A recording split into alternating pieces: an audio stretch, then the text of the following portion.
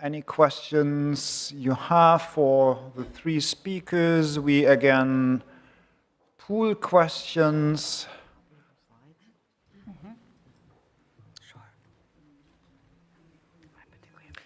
Yes. Okay. Okay. Then we start with. I think it's Robert. I'm sorry, we cannot see everyone quite clearly because of the lights. And then there is a next question. Yes, here. Please. Hello, Robert Blecker, and former colleague of Caren Grown at American University. Someone mentioned that the word Koletsky, the name Koletsky was missing in a label somewhere. And he wrote a famous essay in 1943, I believe, called The Political Economy of Full Employment, in which he argued that we now know the technical means to achieve full employment through fiscal policy and other measures. I think we could include redistributional measures, but that there would be resistance to achieving it by essentially capitalist class interests that would feel threatened, whose power, whose influence, ability to control workers would be undermined. And even if you showed them the estimates, look, growth is, wage-led, they would still feel threatened.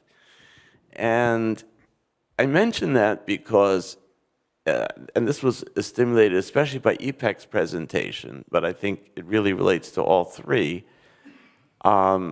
I think we see a similar phenomenon going on in the political reaction against inclusive policies, against gender equity, and against almost everything we believe in my country. We have these amazing estimates that so many people in this room have produced and others, and I don't need to repeat all the citations that İpek and the other speaker, Caren and Margit, gave. If you were to produce these estimates, assuming even that someone believes in fact-based analysis and is willing to consider them, there are people who feel threatened. And, I start with men who's, maybe not so interested in women having more power within the home or greater control over resources or being freed up from care activities, or just feel threatened by changing gender roles.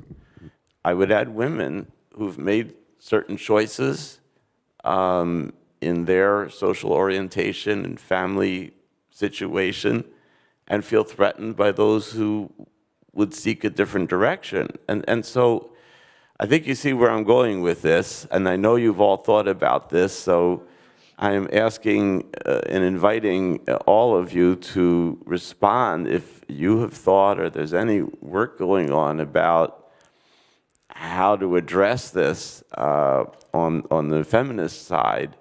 And it obviously has close intersectionality with other things like the class side or income distribution side.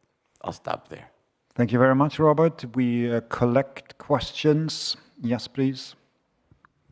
Hi, I'm Izaskun Tuatu at IPSO, University of Duisburg-Essen. It was so interesting presentation. Thank you so much for the three of the speakers. I have a question first for İpek. You were saying, when you were showing the simulations for the status quo scenario and the high road scenario, you said at some point that you are, in those simulations, you are keeping constant the quality of care. I will be very interested in knowing how you measure quality of care. My second question is for İpek again. So one thing that it came to my mind listening to you is that obviously investment in care, it's at the core of feminist macroeconomics. But what I was thinking when you were talking about pro-natalist agenda, so one thing is investing in care, but we should include in the feminist macro agenda how we define investing in care. One thing is, for instance, investing in gender affirmative care. Another is to investing in pro-natalist policies. So I will be really interested in knowing your opinion. Then another question for Caren. When you were talking about the effectiveness of the administration of taxes and the delivery of services, I was thinking about, and also this is also related to what Beckler, I think, was pointed out. I kept thinking of the intersectionality and also how democracies are delivering. So is there a space to discuss fiscal policies, the gender dimensions of fiscal policies, and also how this navigates the electoral cycles? This is really related to democracy. Maybe in some parts of the world that are autocracies, this might not make any sense. But in electoral democracies or liberal democracies, is how it is. And my final comment for the last for Margit is that how we enforce environmental taxes in the era of the rise of radical right populism. Thank you. Yeah, thank you very much. We can add a third question if, yes, Elisa, please. Thank you. Alyssa Bronstein, and this was a really great panel. Thank you very much. I know it's hard to go at the end. So a question I had was around, I think it relates to something that everyone was talking about in various ways, but I particularly appreciate, İpek, your demand side and supply side, and connecting it back to what Özlem was talking about in her presentation in terms of productivity growth. I think one thing on the demand side that we have yet to really grapple with is not just the role of care and investment in human beings in sort of daily labor productivity ways, but also in terms of longer-term investment and accumulation.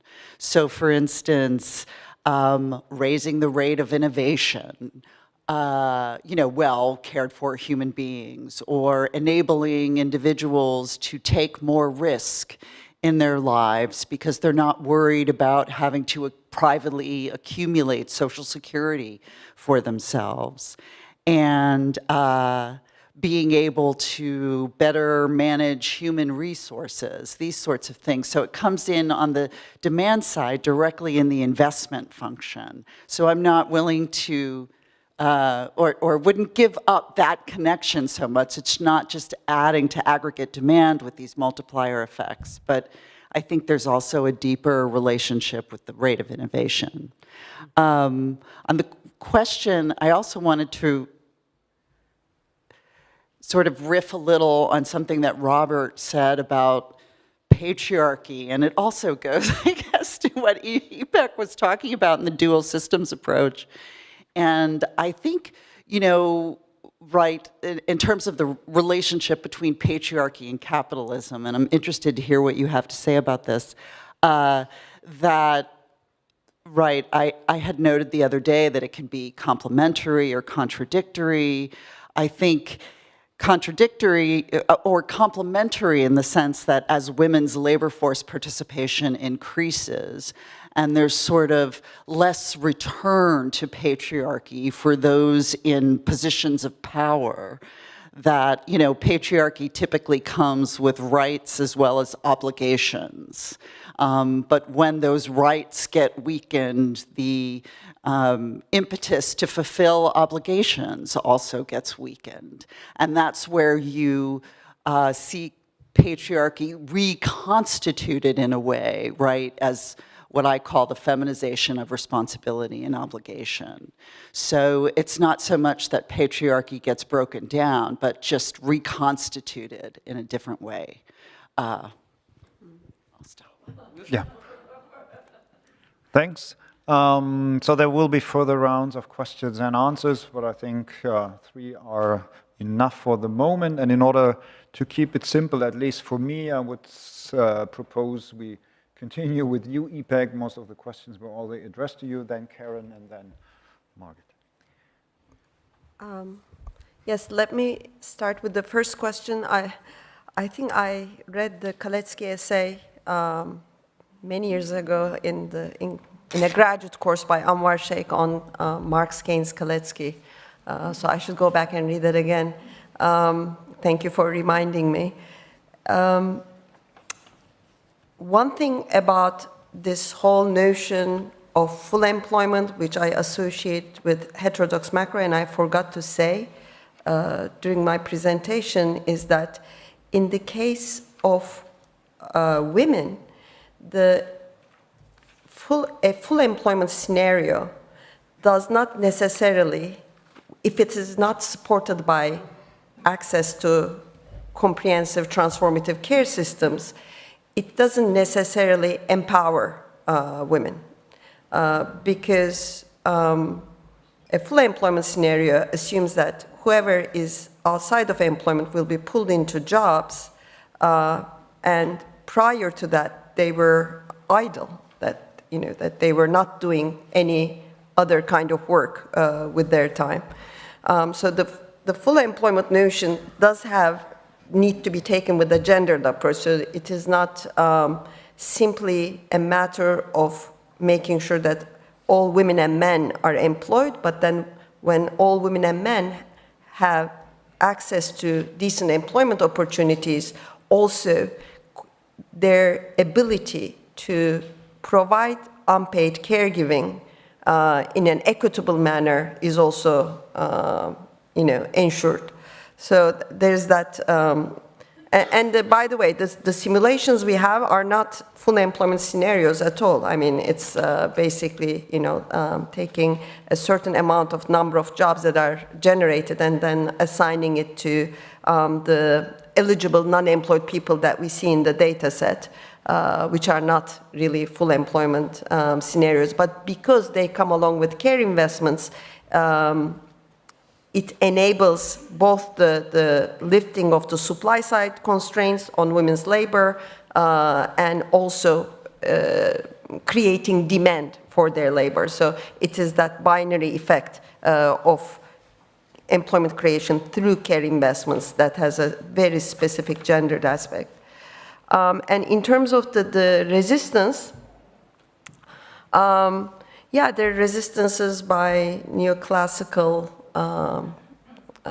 neoliberal austerity favoring fiscal policymakers. There are resistances by men, even they may not, categorize themselves as necessarily unegalitarian.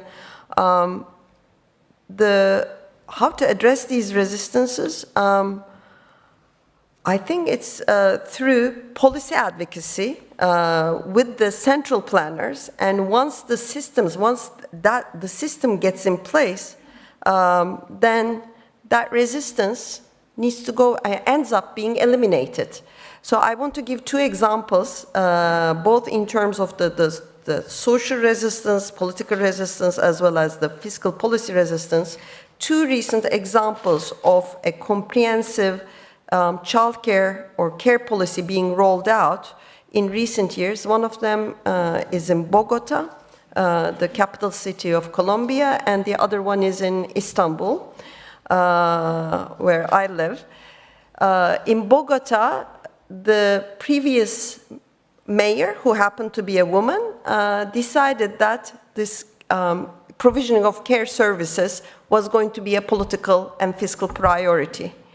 And they come up with the minute she's elected, within the first year, it was part of her election campaign, and they started rolling out what they called the care blocks, which are multi-purpose care provisioning centers catering to low-income families, particularly low-income women, where women can come with their children, with any people, with the elderly living in their household, with if they have any family members with disabilities, where there's a childcare center, there's a community center for the elderly, there's a wash center, they can drop their laundry, there's a community kitchen where everybody that the woman comes with can go and have lunch, can eat. And there are also self-development courses for the women. She can go back to her education to finish, primary school, secondary school. She can enroll in English classes. She can do yoga. There are even leisure activities. I mean, this is such a democratic sort of conception of what care services provisioning means from the perspective of the caregiver, but also catering to the care receivers. The same thing happened in Istanbul with the mayor of Istanbul, who's unfortunately has been imprisoned for the past 9 months now for being a challenging presidential candidate. In 2019, when he was first elected, one of his campaign themes was establishing childcare centers in every single neighborhood of Istanbul. He got elected into office, and the city finances were not, that great when they took over. But nevertheless, they made it into a political commitment, into a priority of spending and social services. By this time, there are about 150 childcare centers that opened. They prioritized the low-income neighborhoods. And the curriculum was developed by a team of academic experts specialized in pedagogical development. So they have this municipality now has long lists of people waiting online to get their children into these childcare centers. So that to me says that when there is the political will, and Caren also calls it fiscal politics, when the political will is there, in a lot of contexts, action and policy follows it. And in the case of, for instance, childcare centers, and we can consider the Turkish setting relatively patriarchal, because the children benefit from it, because the small children benefit from it, there was no resistance from fathers either, because when you look at it from the care receiving perspective, if you're rolling out a program of high quality social care services, the first immediate beneficiaries are the care recipients themselves. They're the elderly, they're the children, they're the people with disabilities. So I don't think we always need to prioritize the caregiver and gender perspective. Sorry, that was a long answer. But very quickly, is asked on the high road scenario, the difference in terms of quality indicators between the status quo and high road is we adjust 2 indicators. One of them is ratio of caregiver to receiver. And the other one is wages of care workers, like teachers and assistant teachers, nurses, and so on. And thank you for bringing up the question of investing, what we mean by investing in care, because there can be also pronatalists, and there are. There are several plans being rolled out in different countries, including mine, under the family decade that the president has announced, of expenditures of investing in a pronatalist care system. That's why I like using the purple economy, because when people ask me what is purple economy, I say it's gender equitable and caring economy. When we use terms such as care society, caring economy, we are sort of automatically assuming that if an economy is caring, or if a society is a care society, that gender equality comes along with it. But no, it doesn't. So, and I think The Handmaid's Tale was mentioned a number of times throughout the conference. That was one of the opening visuals in our Rome conference at the IAFE conference. Elissa, your comments are well taken, yeah. Let me add to what Alyssa said, and I want to respond to Robert's comment about resistance, and I want to talk a little bit about some work I'm doing related to pronatalism, actually, in fiscal policy. I think one issue is the decline of the social compact or social contract. I think, and this comes from work on compliance behavior in taxes. If citizens feel that they're getting effective public services, there is an increased willingness to pay. And in many countries, many citizens don't feel that they're getting effective public services, whether it's care services or adequate education or adequate health, or the potholes in the roads aren't being fixed and so forth. And so I think reestablishing the notion of the social compact or the social contract between states and citizens is absolutely essential, but we need the gender lens also on what that social contract entails. It's not going to, I think, diminish the resistance, because I also think when you think about the trends that you've mentioned, Robert, and what's happening is these political reactions are also destroying mechanisms of accountability and transparency. So when you have the guardrails down and people are not getting information that they need, or you have a constrained civic space for resistance of many actors, it makes it more difficult. And you see that happening in a country like the United States right now, unfortunately. So I think that making the link in the social contract is really important, but I also think when we think through fiscal policy, both on the tax side and the expenditure side, we have to think very hard about the political economy dimensions of transparency and accountability, particularly between citizens and their governments.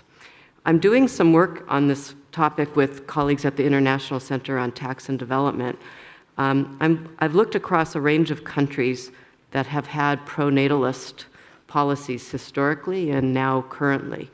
And there's different motivations for a pronatalist agenda.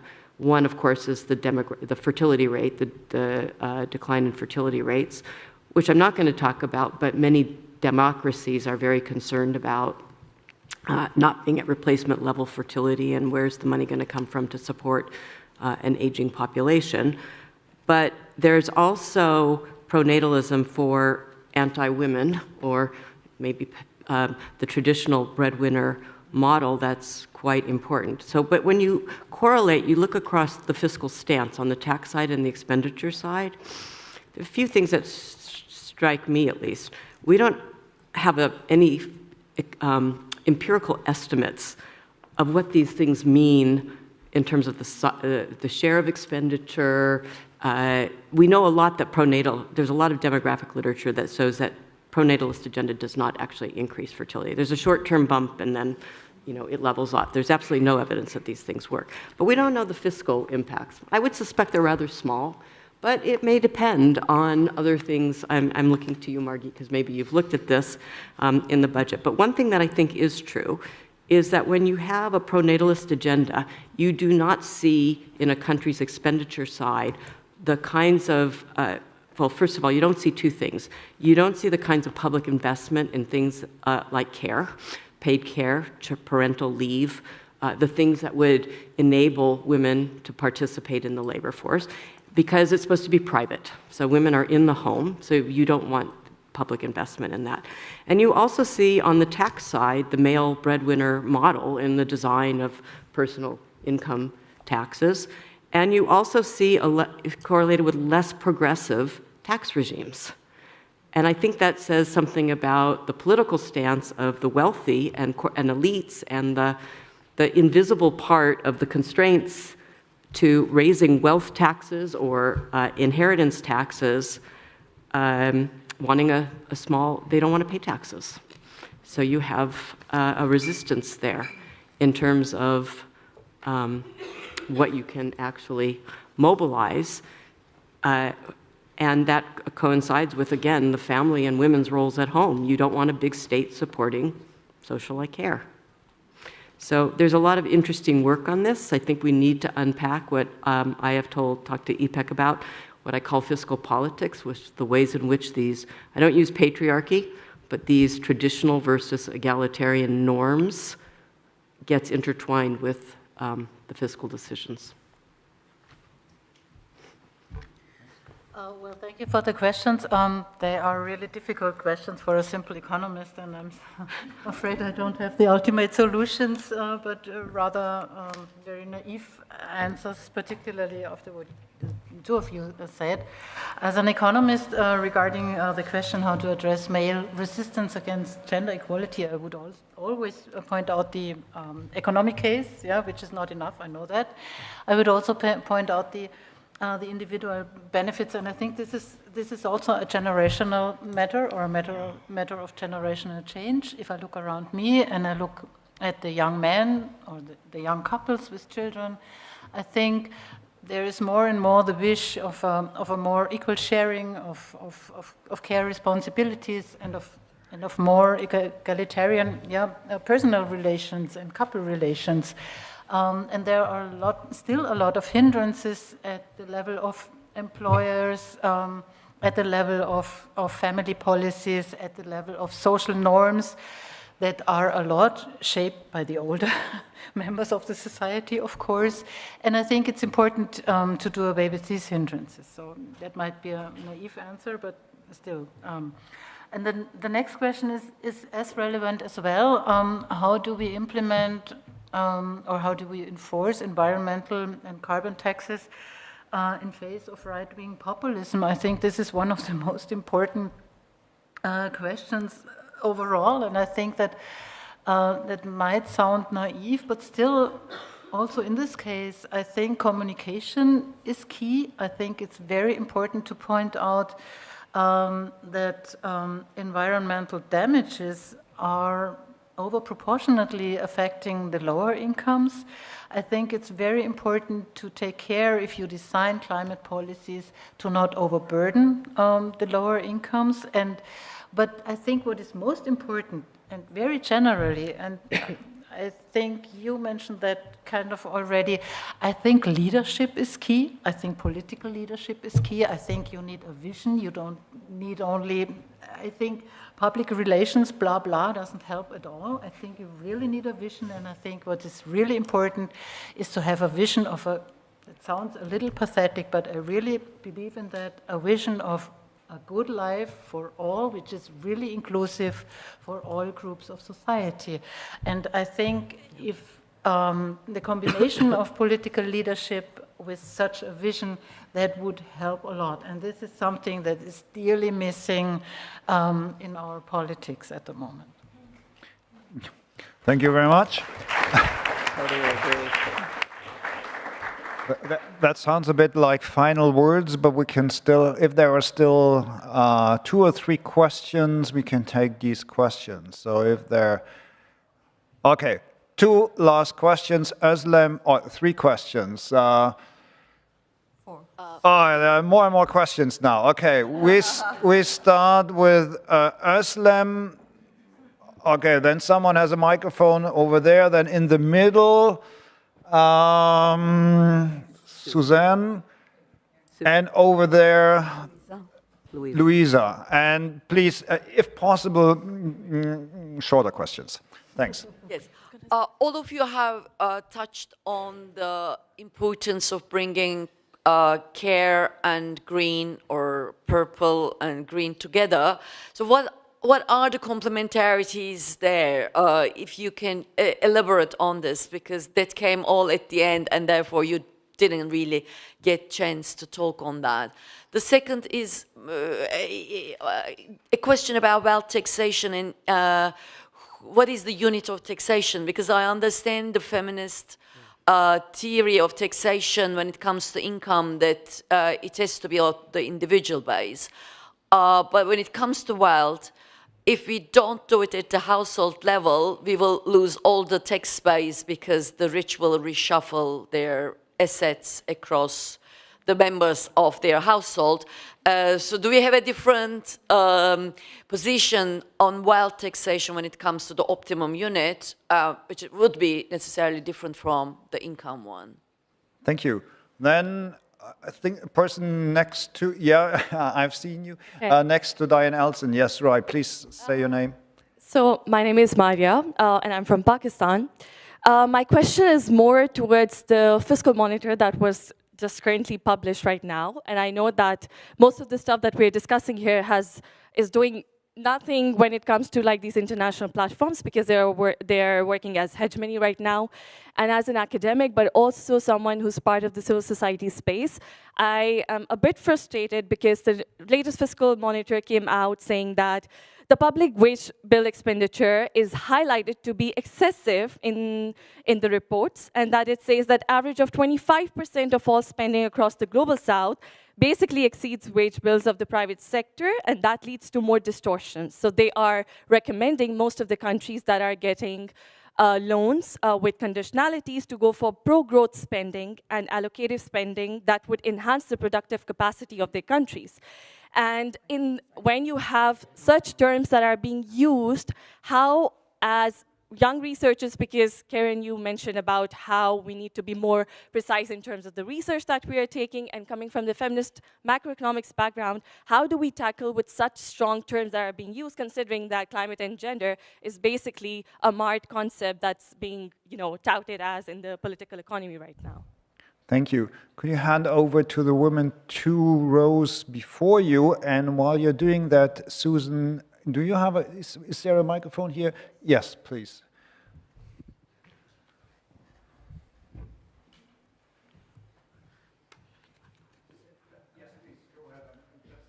Hi, my question is for Margit. It's really about what you mean by gendering taxation, because I would like to know, what does the taxation system do for gender equality as a whole?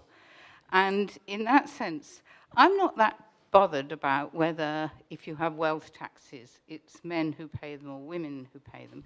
For me, the more important issue is that you can raise a lot of revenue from that, and that could be used to improve gender equality. So I was just wondering how you balance those different things. Thank you very much. Yes, please. Thank you for great presentations. I learned a lot. My question is, basically, I would like, any of you would like to comment reducing the burden of paid work. We heard so much about reducing the burden of unpaid work. But how about reducing working hours and giving more time to families to do what they are supposed to, for example, or what they like to take care of their kids or elderly or anything else? Thank you. Thanks. And last question, Luisa. Hi, I'm Luisa from Brazil. So thinking from the context of Latin America, a lot of the taxation issues that are brought here have a specificity. So when you think of our limited fiscal space, there's also very small room for increasing that space through taxation because of inequality, very narrow tax base, informality. Anyways, perception of corruption, which makes it very difficult as well to discuss this politically. So there has been a very big push within the continent for feminists to try to address this through international cooperation taxation aspects. So for example, the UN framework. And one of the things I've seen on that is also that this space has been, so the financing development in general agenda has been very focused on the climate, and then gender is really dislodged. So I feel that we are talking about how those things can go hand in hand, but in the space of policy and international policy, they seem to be competing with each other. So I just want to hear a little bit about international taxation and how, I don't know, how, from Latin American perspective, how do we push this forward a little bit? Because I feel like we've been facing a wall there. Thank you so much. Thanks. Maybe we start now with Margit, Caren, İpek. Would you like to start? Okay, no. If not, then... Well, okay, I can start, but, well, a very difficult question again. I will start with the question, what is gendering taxation really? And I think that's a very relevant question, and I'm afraid I don't have a ready-made answer. I think there are several elements to that. One, I think, is... and of course, you are absolutely right. It's not only about what we are doing with, or how are we designing the tax system, but of course, I mean, why are we levying taxes? Yeah, because we want to spend the revenue. We need to spend the revenue. And of course, this was not my subject today, but of course you need to look at both sides, yeah. And if you want, it's like the old question, yeah, how much redistribution can you have via a tax system, and what do you have to do on the expenditure side? But still, I think one element of a gender just, or however you may call it, tax system is to remove tax provisions that are in the way of gender equality. Yeah? Things like I shouldn't do that. Things like tax privileges that support, for example, a male-dominated breadwinner model, blah, blah, blah. And I think another element of a gender equality enhancing tax system is to contribute to some kind of redistribution. Yeah? You can't do all the redistribution on the expenditure side. Yeah? And this goes hand in hand. If you also think of Caren's presentation, a tax system that supports equality in general, yeah, is a tax system that also supports gender equality. So the general principles that we apply to tax systems that are to some extent just, yeah, however we define that, are principles that also apply to gender just tax systems. But you're of course right, yeah, we have to talk about the expenditure side as well. Wealth taxation, the unit and analysis taxation. For wealth taxation, should it be individual or household? That's a very, sorry, that's a very difficult question. I don't have an answer to that, but I will think about it. Yeah, thanks for that question. Yeah, there are arguments for both designs. I'm going to give an example I'm going to start with the wealth tax issue, and I'm going to give an example because it also applies to some other types of tax, and then I want to talk a little bit about what you just said. So one of the things that was really interesting in the country of Colombia, and this comes from our compendium example, so you may know that Colombia did have, sort of still has a tax on wealth and has a tax on capital income. Now, they don't have a great inheritance tax, but I think the issue of inheritance taxes is really, really important. And there's different types of wealth taxes, so you have to kind of go into it. But there's a tax on those who are in the highest wealth brackets. And one of the things that was really interesting was it was individual. No, wait, was it individual or household? I don't remember, jet lag coming in here. But one of the things that was super interesting about it, I think it must have been household, because the men who are the high wealth holders ended up registering the property in women's name to actually reduce the effective tax rate. So one of the things that I think is really important in the discussion of household versus individual taxation is this issue of intra-household shifting. So it's a different way of thinking about incidence. So it might be that men are the owners, and this applies to business income as well. There was an interesting example in India where several states decided to reduce the stamp duty, to eliminate the stamp duty, which is the transfer of property like houses and so forth, if it's registered in women's name. And in qualitative work that colleagues of mine did, most of the women didn't even know that the property was registered in their name. So I think we have to be really careful of legal tax avoidance, which gets into these issues. And as Margit said, it's not a straightforward answer, and we don't have enough evidence on this, so I fully agree. We need much more research on the. What was that? It was households, but I don't know if it should be individual. I think that's where we need more research. So it has been household-based. Everywhere are. Yeah. They're currently household. Still existing ones. Yeah, they're currently household-based. Yeah. So we can continue this discussion, I think, over dinner, but I want to say one more thing that I think is really important. I fully agree that we need to raise as much revenue as possible.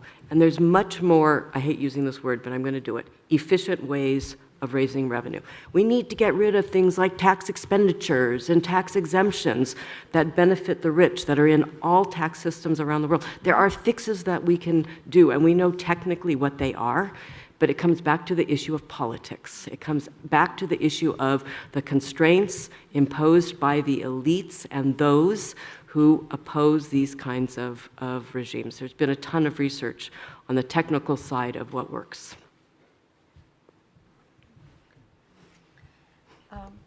Ida, whether it's paid or unpaid work, when it becomes excessive or when the provider perceives some unfairness, injustice involved in the process, I think it becomes a burden.